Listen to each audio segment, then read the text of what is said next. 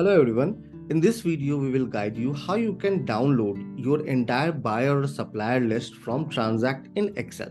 So we do have counterparty details report. Through that, you can download all your buyer, supplier or both list in Excel.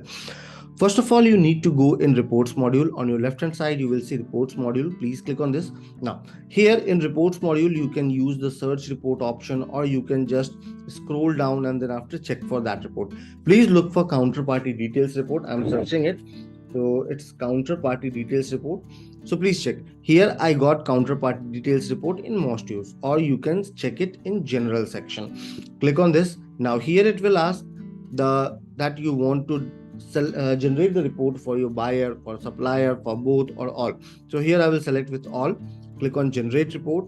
Once I will click on generate report, all my buyer and supplier added in my list will come here. So if you can see, all the provided details are here, like your company name, type, when it was added, the city, company email, company contact number. Accordingly, you can select the columns which you require also, like who, by whom it was added, payment term, network tax, and then after you can also use download option in order to download this particular report in Excel file. So through this report you can get all your buyer supplier details which you have added on TranZact. I hope this particular video will be helpful with you around counterparty details report. Have a good day ahead.